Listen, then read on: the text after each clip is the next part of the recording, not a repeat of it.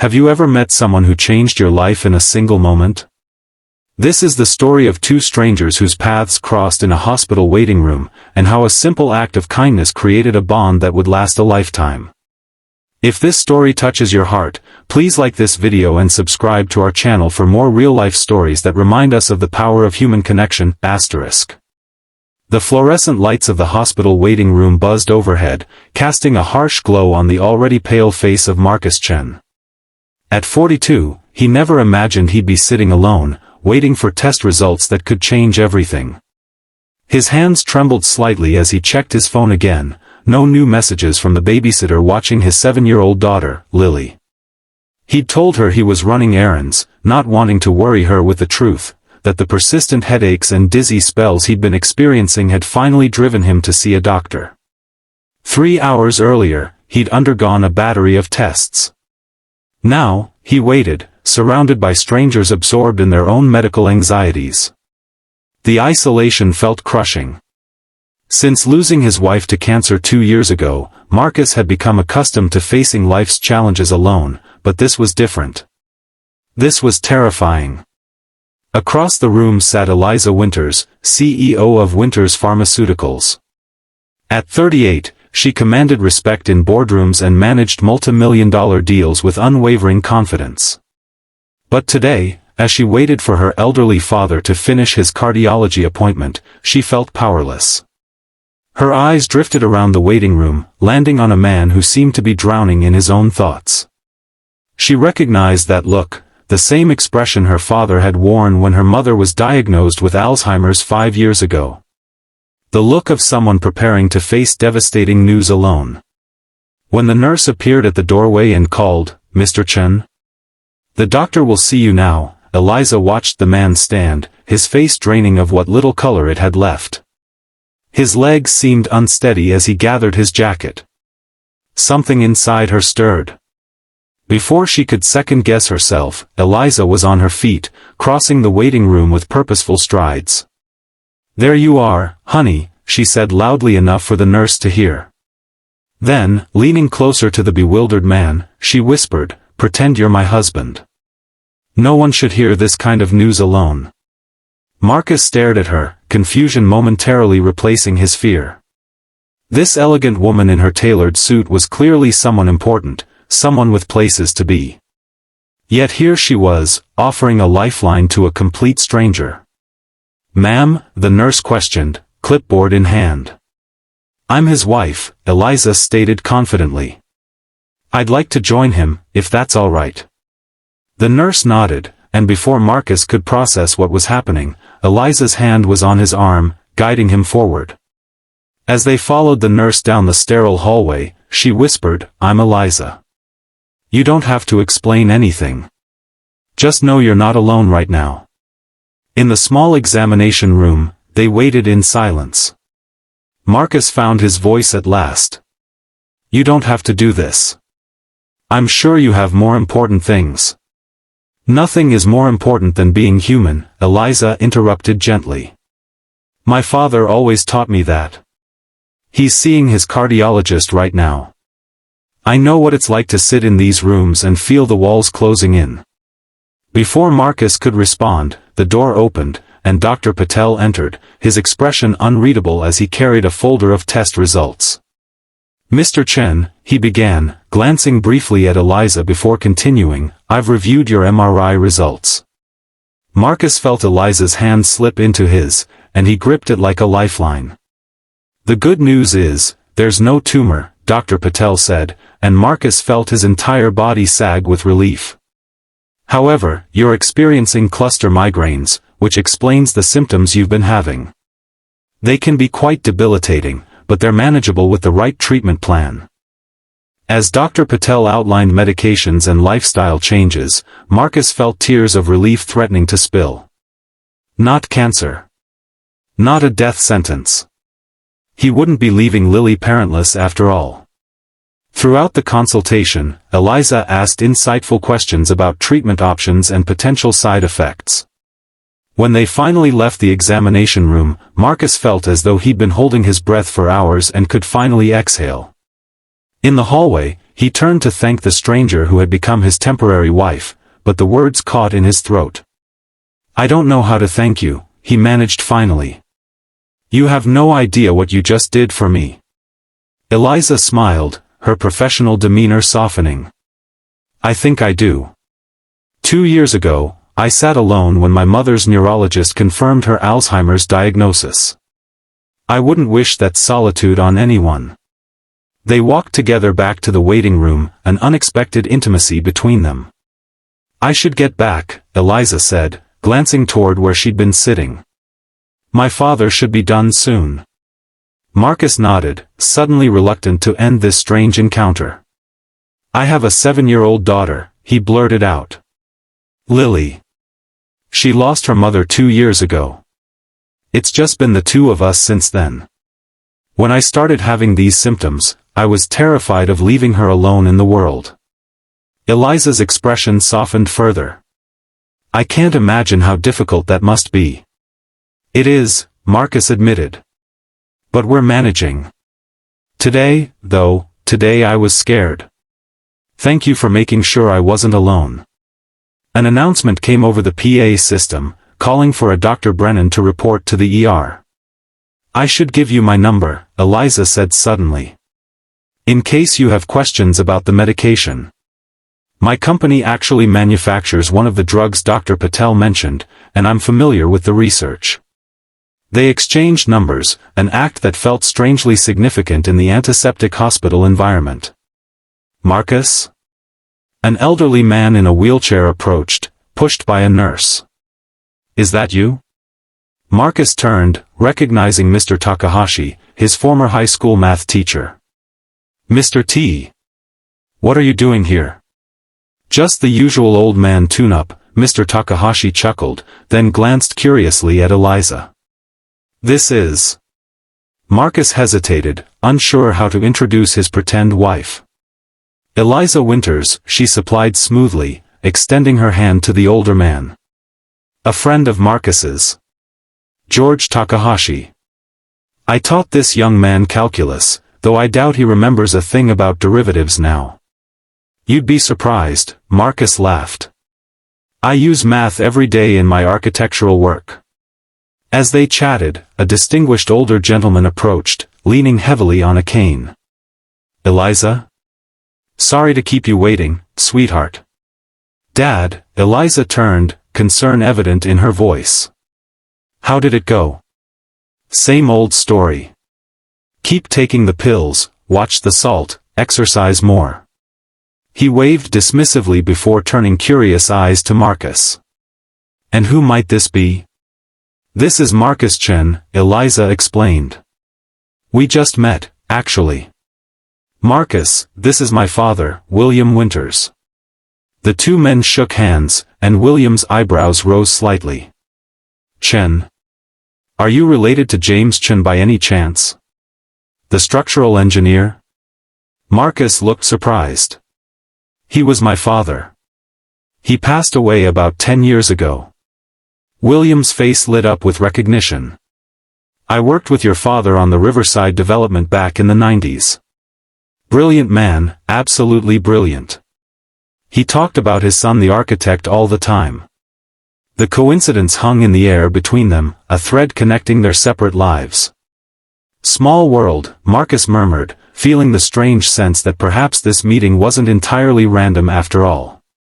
As they prepared to part ways, Eliza touched Marcus's arm lightly. "Use my number," she said quietly. "If you have questions about the medication or..." She hesitated, "or if you and Lily ever want company for dinner." Marcus felt something shift inside him, a door long closed creaking open just a fraction. "I'd like that," he said simply. They said their goodbyes, returning to their separate lives. But as Marcus drove home to relieve the babysitter and hug his daughter tight, he felt less alone than he had in years. 3 days later, Marcus's phone rang as he was helping Lily with her homework. "Mr. Chen? This is Dr. Patel's office. We're calling to confirm that you filled your prescription and to see how you're responding to the medication." "Yes, I filled it yesterday," Marcus replied, watching Lily struggle with a math problem. I think it's helping already. Excellent. And Dr. Patel wanted me to ask if you had any questions about the treatment plan he discussed with you and your wife. Marcus hesitated only briefly. No questions right now. Please thank Dr. Patel for me. After hanging up, he stared at his phone for a long moment before opening his contacts. Eliza's number sat there, unused. Before he could overthink it, he typed a simple message: "The medication seems to be working. Thank you again for being my wife when I needed one." The response came almost immediately: "Glad to hear it. How's Lily?" Something warm bloomed in Marcus's chest. He showed Lily the message, explaining that he'd met a nice lady at the doctor's office who was asking about her. "Is she pretty?" Lily asked with the directness only children possess. Marcus thought about Eliza's kind eyes and the strength in her gentle touch. "Yes," he admitted. "She is. Can I meet her?" Lily asked, already returning to her homework. Marcus looked down at his phone, at the open conversation with a woman who had stepped into his life at exactly the right moment. "Maybe," he replied softly. "Maybe you can."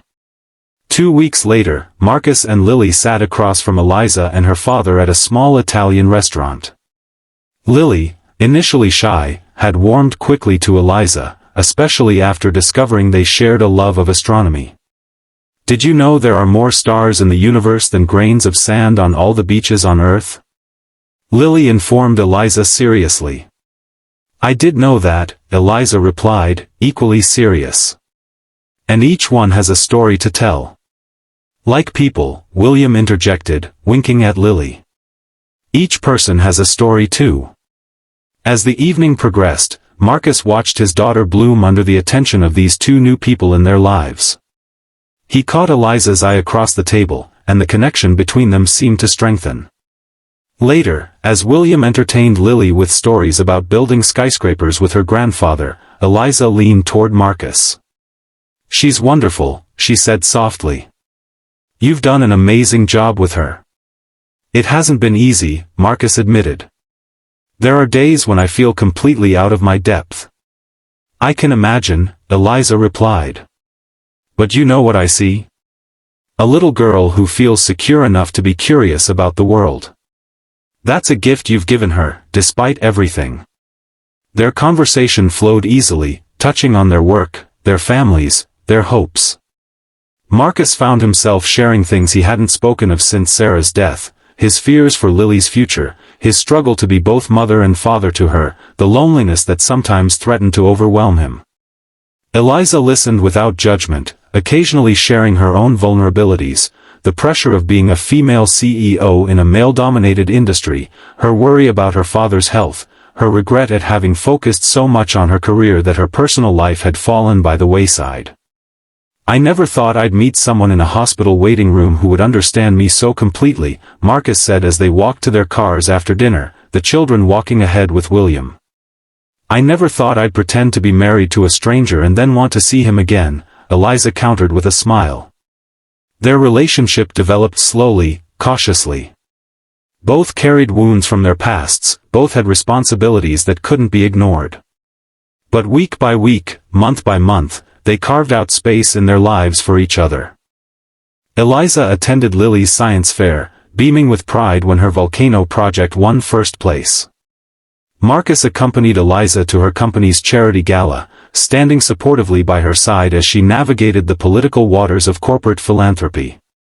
William became a grandfather figure to Lily, teaching her chess and telling her stories about her grandfather that Marcus had never heard.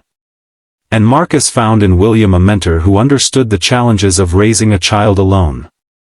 6 months after their first meeting, Marcus's migraines returned with a vengeance. This time, when he went to the hospital, Eliza was truly by his side. As they sat in the same waiting room where they'd first met, Eliza squeezed his hand. "Remember when I whispered for you to pretend to be my husband?" she asked softly. Marcus nodded, the memory vivid despite the pain in his head. "I'm not pretending anymore," she said simply. "Whatever the doctor says, whatever comes next, I'm here. For real. The medication was adjusted, the migraines eventually subsided, and life continued its forward march. There were challenges: Lily's adjustment to having Eliza in their lives, the logistics of blending their separate worlds, the occasional resurgence of grief for what both had lost. But there were also moments of unexpected joy: Lily and Eliza stargazing on the roof of Marcus's house, identifying constellations, and making wishes on shooting stars, William teaching Marcus to make his famous chili, a recipe he claimed had won him his wife's heart 40 years earlier, the four of them building sandcastles at the beach, laughing as the waves threatened their architectural masterpieces. 1 year to the day after they met, Marcus took Eliza back to the hospital waiting room. It was quieter this time, the evening hours bringing a lull in the usual activity. "Why are we here?" Eliza asked, puzzled. "Is everything okay?" Marcus led her to the exact spot where she had first approached him. "A year ago, I sat here thinking my life might be ending," he said quietly. Instead, it was just beginning. He reached into his pocket and pulled out a small velvet box. "I'm not asking you to pretend anymore," he said, opening the box to reveal a simple but elegant diamond ring. "I'm asking you to be my wife, for real this time." Eliza's eyes filled with tears as she looked from the ring to the man holding it. "You know," she said with a watery smile, "most people propose in restaurants or on beaches." "We're not most people," Marcus replied. "Our story started here, in the most unlikely place." It seemed fitting to begin the next chapter here too. Eliza took the ring from the box, examining it in the harsh fluorescent light. "It's beautiful," she whispered. "Lily helped me pick it out," Marcus admitted. "She said it had to be special because you're special." Eliza slipped the ring onto her finger, then wrapped her arms around Marcus's neck. "Yes," she said simply. "Yes, I'll be your wife." As they embraced in the middle of the hospital waiting room, a nurse at the reception desk smiled knowingly. She'd seen them come in, recognized them from a year earlier. She'd watched a stranger offer comfort to a frightened man, never imagining she was witnessing the beginning of a love story. Outside, William and Lily waited in the car, conspirators in Marcus's plan. When the newly engaged couple emerged from the hospital, Lily bounded out of the car, her eyes immediately going to Eliza's hand. "Did you say yes?" she demanded, practically vibrating with excitement. Eliza knelt down to Lily's level, showing her the ring. "I did. Is that okay with you?" Lily threw her arms around Eliza's neck. "Now you can be my mom for real, not just when we're playing pretend." Over Lily's head, Eliza's eyes met Marcus's, both of them understanding the weight of the child's words. Eliza had never tried to replace Sarah in Lily's life, had always spoken of her with reverence and made sure Lily kept her mother's memory alive. But somewhere along the way, she had carved out her own place in the little girl's heart. "I would be honored to be your mom," Eliza said softly. "But your first mom will always be part of you, and part of us." William approached, leaning heavily on his cane but beaming with joy. "Well, it's about time," he declared, embracing his daughter and future son-in-law. "I was beginning to think I'd have to propose for you, Marcus." They celebrated with ice cream, the four of them squeezing into a booth at Lily's favorite parlor. As Lily chattered excitedly about being a flower girl and whether they could have a chocolate wedding cake, Marcus and Eliza exchanged glances over her head, their hands intertwined on the table. "Thank you," Marcus mouthed silently. Eliza tilted her head questioningly. "For whispering to me that day," he clarified. "For being brave enough to reach out to a stranger." Eliza smiled, the same smile that had first given him hope in that sterile waiting room. "Thank you for letting